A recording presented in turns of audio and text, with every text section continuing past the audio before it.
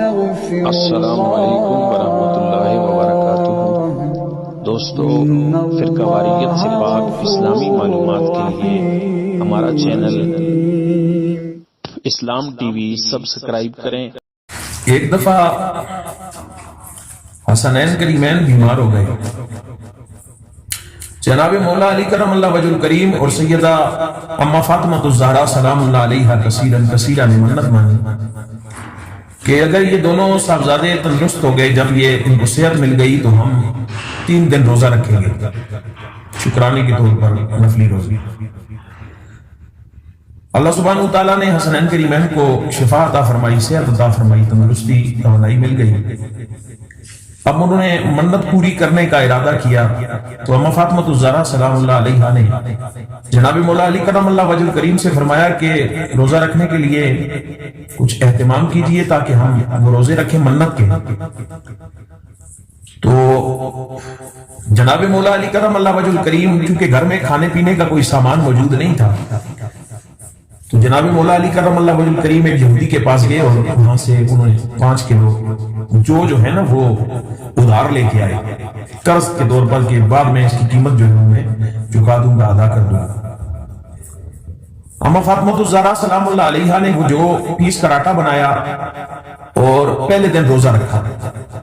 جب افطار کا وقت آیا تو جو کہ آٹے کی روٹیاں بنائیں، اب دسترخوان لگا اور افطاری کے لیے جب بیٹھے حسنین کریمین کے ساتھ، یہ دونوں نفوس قدسیہ افطار کرنا ہی چاہتے تھے کہ دروازے پہ دستک ہوئی۔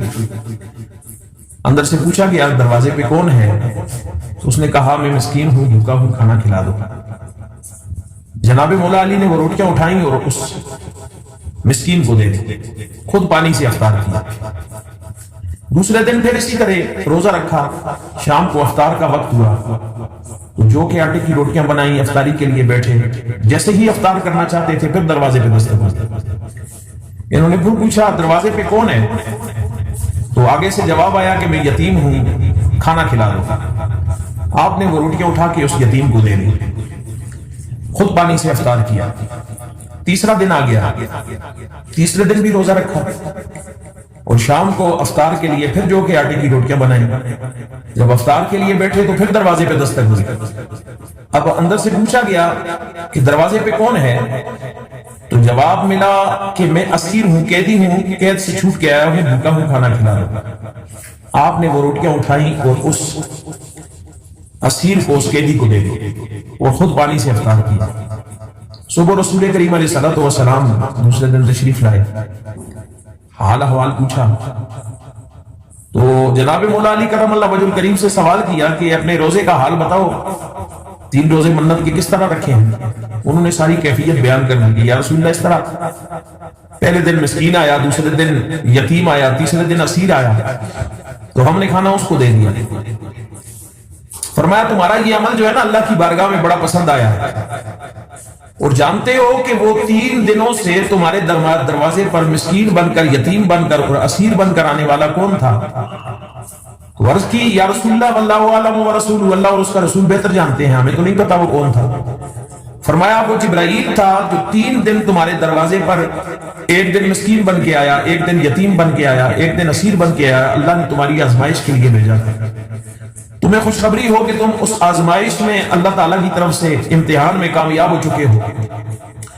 تو اللہ جل جلالہ نے ان کی شان میں یہ آیہ مقدسہ قرآن عظیم کی نازل فرمائی، وَيُطْعِمُونَ الطَّعَامَ عَلَىٰ حُبِّهِ مِسْكِينًا وَيَتِيمًا وَأَسِيرًا، وہ جو کھانا کھلاتے ہیں مسکین کو، یتیم کو اور اسیر کو یعنی قیدی کو، صرف اللہ سبحانہ وتعالیٰ کی محبت حاصل کرنے کے لیے، اللہ کی محبت میں وہ کھانا کھلاتے ہیں۔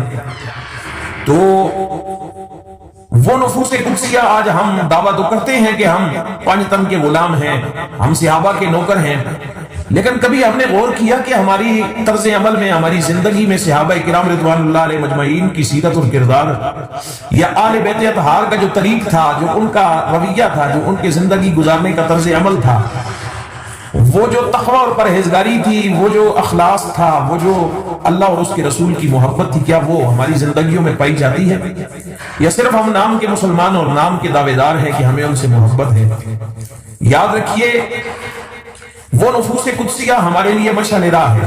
انہوں نے زندگیاں رسول کریم علیہ الصلوۃ والسلام کی سیرت اور کردار کے مطابق طرز عمل مصطفیٰ کریم علیہ السلام کا اپنا کر انہوں نے اپنی زندگیاں گزاری ہیں، اور دنیا والوں کے لیے انہوں نے ایک طریق چھوڑا، ایک نمونہ چھوڑا کہ رسول اللہ کی اتباع ایسے کی جاتی ہے، حضور کی غلامی ایسے کی جاتی ہے.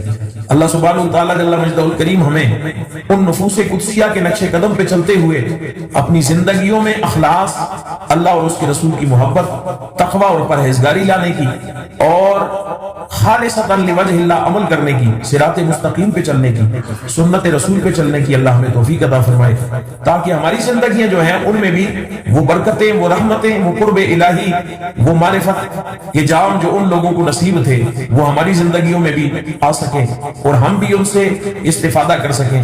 اللہ ہمیں عمل کی توفیق عطا فرمائے. وما علینا الا البلاغ المبین.